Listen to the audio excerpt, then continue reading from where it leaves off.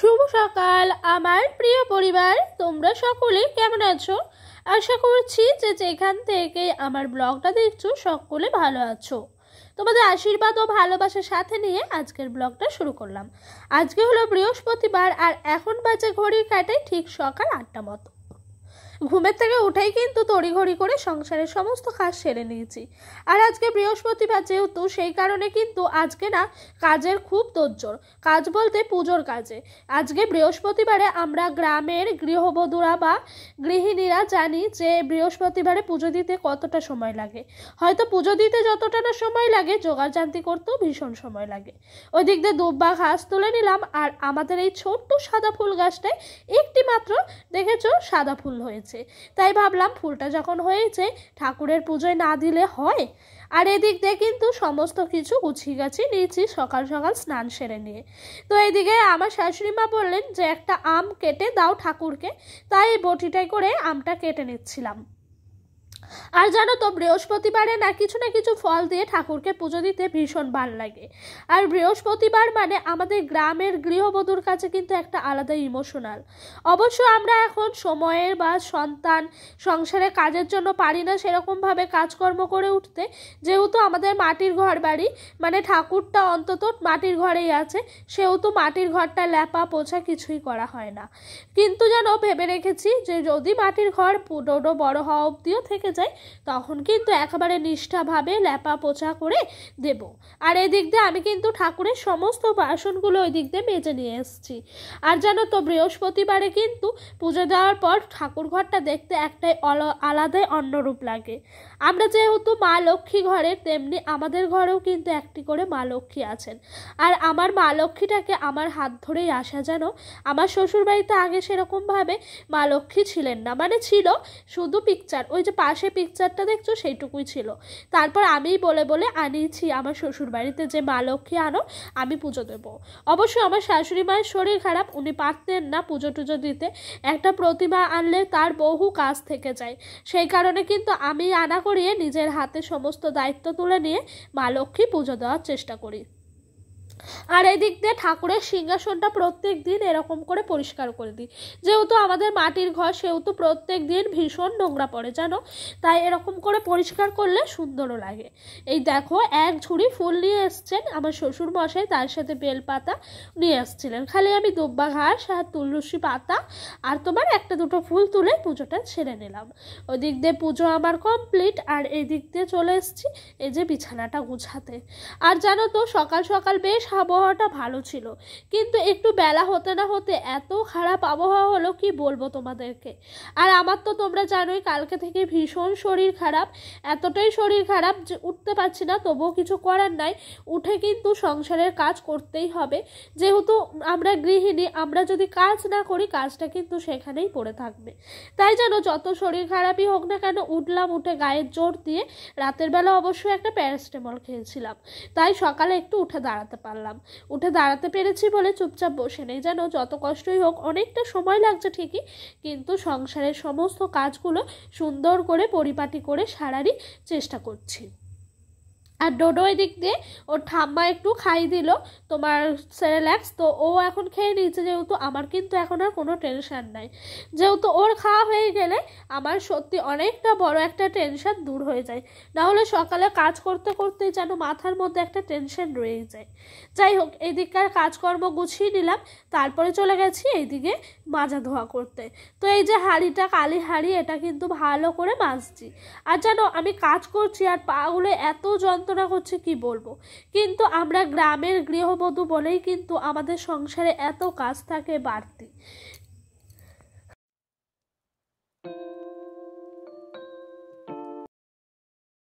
তো আজকে সকালে শাশুড়ি মাই রান্না করলো, যেহেতু আমার শরীর খারাপ আর উনি সকালটা রান্না করেন।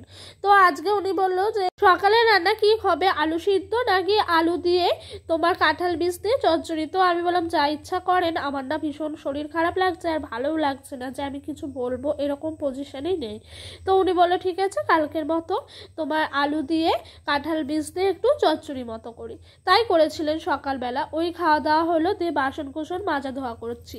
আর জানো তো এই সময়টা কাজের প্রচুর তাড়া, সকালের তোমার বাসন কোসন মাজা ধোয়া, তারপরে রয়েছে দুপুরে রান্নার প্রস্তুতি। তো আজকে যেহেতু সবজি আছে আর মাথায় টেনশন নাই কি রান্না করব। আমি জানো তো ঘরে সবজি থাকলে আগের দিনই মানে তোমার ভেবে রেখে দিই যে কালকে এই রান্নাটা করব, এটা হলে ভালো হয়। তো এরকমভাবে ভেবে রেখে দিয়েছি। আর ডোডোর পাপাকে বললাম 100 মতো মুসুর ডাল নিয়ে আসো, একটু মুসুর ডাল করি, যেহেতু ছোট ছেলে আছে, আমারও শরীরটা খারাপ, আমরা দিয়ে যদি মুসুর ডাল করি তাহলে খেতেও ভারী ভাল লাগে। তো ও কিন্তু মুসুর ডাল নিয়ে এসে গাছ থেকে একদম কচি কচি টাটকা টাটকা আমরা পেরে নিয়ে, দেশি আমরা যাকে বলা হয়। তো এই আমরা দিয়ে ডাল হলে না মনে হয় দুটো ভাত খাই, না হলে যেন খেতে ইচ্ছে করে না। তো এই ডালটা হলে আমাদের বাড়িতে সবারই ভালো হয়, একজন বাদে, ডোডোর পাপার বাদে। ও না মুসুর ডাল খায় না, ওর বলে ভাল লাগে না। যাই হোক, এই দিক দিয়ে ডালটা সিদ্ধ করতে বসিয়ে দিলাম, আর এই দিক দিয়ে চলে এসেছি একেবারে বাসন ধোয়া মাজা করতে। দেখেছো কি হারে বৃষ্টি পড়ছে। তোমার সকালকার হাঁড়িটা মাজা হয়ে গেছিল, আর কিছুটা মতো বাসন ছিল এইগুলো। তো আর কি করব, এগুলো রেখে দিয়েছিলাম, যেহেতু মাজা হয়নি সেই কারণে ঝমঝমে বৃষ্টি এসছে। তো এই দুয়ারের মুখেই বসে বসে বাসনগুলো মাজছি। আর আমরা গ্রামের গৃহবধূ বলেই আমাদেরকে এত কষ্ট করতে হয় দৈনন্দিন জীবনে, অবশ্য বর্ষাকালে বেশি কষ্ট করতে হয়। আমি অবশ্য পুরো ভিজিনি, কিন্তু আধ ভেজা ঠিকই হয়ে গেছি। একেতেই জ্বর, ওষুধ খাচ্ছি, কাজ করছি, আবার কিন্তু এই দিক দিয়ে বৃষ্টিও পড়ছে, বৃষ্টিতে ভিজতেও হচ্ছে। তো সবাই একটু বলেছিল যে মাজা ধোয়া করতে হবে না, কিন্তু আমি কি ভাবলাম জানো তো, কতক্ষণ বসে থাকবো, যতক্ষণ বসে থাকবো ততক্ষণে আমার কাজগুলো সারা হয়ে যাবে। আর আমরা গ্রামের বউ বলেই এত কষ্ট করতে হয়, শহরে থাকলে হয়তো এরকম বৃষ্টির মধ্যে খোলা আকাশে বাসন কোসন মাজতে হতো না, হয়তো একটু মাথার উপরে ছাদ পেতাম। তো দেখেছো কি হারে বৃষ্টি পড়ছে, আর এইদিকে আরও বৃষ্টি শুরু হয়ে গেল। যেহেতু বাসনটা আগে মেজে নিলাম সেহেতু একটু চিন্তাটা দূর হলো।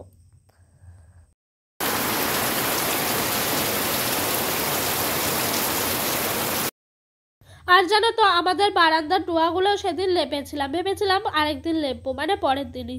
তো এত জ্বর আসাতে আমি আর লেপতেই পারিনি, কিন্তু ওইখানটার অবস্থা খুব খারাপ হয়ে গেল জানো বৃষ্টিতে। এত খারাপ লাগে না, এই বৃষ্টি হলে, মাটির বাড়িঘর হলে অন্তত ভীষণ খারাপ লাগে, কিন্তু কিছু করার নাই। যেদিন বৃষ্টি কমবে, শরীর খারাপ কমবে, আবারও ওই জায়গাটা কিন্তু ওরকমভাবে ল্যাপাপোছা করব। তো ওইদিকে ডালটা সিদ্ধ বসিয়েছিলাম, এখনো অবধি সিদ্ধ হয়নি, মানে একদম গ্যাস কমিয়ে দিয়ে সিদ্ধ বসিয়েছিলাম, যেহেতু কাঠে রান্না করব সেই কারণে। তো এদিক দিয়ে পটল ছিল কালকেকার, তাই পটলগুলোকে একটু ভালো করে খোসা ছাড়িয়ে কেটে নিচ্ছি। আর যে সমস্ত পটলগুলো একটু বাড়তি হয়ে গেছে সেই সমস্ত পটলগুলো তোমার ভেতর থেকে বীজগুলো বের করে নিচ্ছি। এতে করে কিন্তু রান্না করার সময় পটলগুলো খুবভাবে মানে মজে যায়, আর রান্নার ঝোল টোল একটু ভেতরেও ঢোকে। আর পটল বীজ টিজ থাকলে পরে সেরকমভাবে ঝোল টোল ভেতরে ঢোকে না, তো আর ভালোও লাগে না।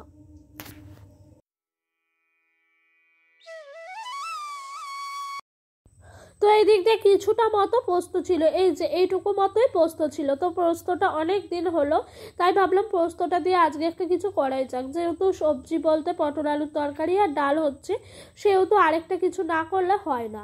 তাই ডোডোর পাপাকে বললাম পোস্তটা একটা কালকে যেন বুদ্ধি করে ঝিঙে রেখে দিয়েছিলাম বাঁচিয়ে, সেই ঝিঙেটা দিয়েই কিন্তু আজকে পোস্তটা করব। ঝিঙে দিয়ে আর পেঁয়াজ দিয়ে ঝাল ঝাল করে পেঁয়াজ পোস্ত মতো করব। ওটা খেতে না ভীষণ ভাল লাগে আমার, সেই কারণেই আরও রেখে দিয়েছিলাম। আর জানো তো বুদ্ধি করে যদি সবজিগুলো একটু কাজে লাগিয়ে লাগিয়ে বুদ্ধি করে করে করা যায় না, তাহলে দেখবে সবজি কখনো বাড়ন্ত পড়ে না। অবশ্য শেষ হয়ে গেলে সেটা আরেকটা কথা, কিন্তু ঘরেও যদি সবজি থাকে সেরকমভাবে মানে টেনশন জিনিসটা আমার যেন হয় না। আর এই দিক দিয়ে পোস্তগুলো বাটা হয়ে গেল, আর পোস্তর এই যে শিলটা আছে না সেটাও ধুয়ে নিলাম। এই পোস্তগুলো না প্রচুর দাম, এইগুলো না সমস্ত পোস্তরই ভীষণ দাম, তাই আমার যেন পোস্তটা ধুয়ে ফেলতে ভীষণ গায়ে লাগে। তখন মনে হয় শিলটা ধুয়ে যদি জলটা নিয়ে নিতে পারি তাহলে হয়তো পোস্তটা থেকে গেল। সত্যি বলতে আমাদের মতো মধ্যবিত্ত ফ্যামিলিতে এই পোস্ত খাওয়া মানে বিরাট ব্যাপার, একদিন মাছের পয়সা হয়ে যাবে। তো এই দিক দিয়ে বাটাবুটি শেষ, এই দিক দিয়ে উনানটাও ধরিয়ে দিয়েছি। তো উনানে আজকে প্রথমেই রান্না বসিয়ে দিলাম ওই যে পেঁয়াজ পোস্ত। আর বৃষ্টি হয়েছিল সকালের দিকে, এখন না খা খা করে রোদ উঠেছে, তাই ভাবলাম না আর গ্যাসে রান্না করা যাবে না, শরীর খারাপ তো কি হয়েছে, একেবারে এখানেই চলে আসি কাঠে রান্না করতে। গ্যাসটা যতটাই বাঁচাতে পারি ততটাই কিন্তু লাভ। তো এইভাবেই সংসারের সমস্ত কিছু বুঝে শুনে করার নামই হলো আসল গৃহিণী। যাই হোক, এই দিক দিয়ে পেঁয়াজ ঝিঙে সমস্ত কিছুই ভালো করে নুন হলুদ দিয়ে ভেজে নিলাম। তারপরে একটুখানি তোমার ওই যে লঙ্কার গুঁড়ি দিলাম, তারপরে পোস্তটা নামানোর আগে একটু দিয়ে দিলাম। এই পোস্তটা এরকমভাবে তোমরা যদি কেউ কখনো না খেয়ে থাকো, খেয়ে দেখো, অসম্ভব ভাল লাগে জানো। এই বাটিটা ধুয়েও কিন্তু একটু পোস্তটা দিয়ে দিলাম। এবার একটু আঁচটা কমিয়ে করব, এতে করে কিন্তু পোস্তটা ভীষণ সুন্দর হবে। দেখেছো কতটা সুন্দর হয়েছে, খেতেও কিন্তু অনেকটাই সুন্দর হয়েছে জানো তো বন্ধুরা। আর এইদিকে দেখো আমি কিন্তু তোমার পটলগুলো ভেজে নিয়েছি। তো এইভাবে তোমরা কখনো পটল করেছো অবশ্যই কিন্তু আমাকে কমেন্ট বক্সে কমেন্ট করো। মানে পটলগুলো আগে ভেজে তুলে নিলাম, আলুগুলো একসাথে ভেজে তারপরে মশলাটা কষিয়ে নিলাম। এতে করে কিন্তু পটলটা রান্না করতেও ভীষণ ভাল লাগে। আর জানো তো, যারা আর কি বোঝো না যে মশলা কষানো হয়েছে কিনা, তাদেরকে একটা ছোট্ট টিপস দিই। এই মশলা কষানো হয়েছে কিনা সেটা বোঝার একটাই উপায়, মশলা থেকে দেখবে তেলটা ছাড়ছে কিনা। তেল ছেড়ে গেলেই কিন্তু জানবে না মশলা একদম পারফেক্টভাবে কষানো হয়ে গেছে। আর এই দিক দিয়ে রান্না করতে করতে গা পুড়ে জ্বর এসছে।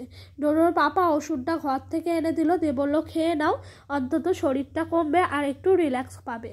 রূপা দিদিভাই বলেছো যে ঘরের 650 পাওয়ারের একটা করে প্যারাসিটামল রেখে দিতে, খেলে পরে অনেকটাই রিলিফ পাবো। হ্যাঁ গো দিদিভাই, ডোডোর পাপা এনেছে কালকে রাতে, তো ও আনার পরে কালকে রাতে একটা খেয়ে নিয়েছিলাম, আবার আজকে এখন একটা খেলাম। রান্না করছি তো গা পুড়ে একেবারে যাচ্ছে। ডোডোর পাপা এসে গায়ে হাত দিয়ে দেখছে প্রচুর জ্বর, তো ওই বললো ওষুধটা খেয়ে নাও, তারপরে ঘরে গিয়ে একটু শুয়েও রেস্ট করো।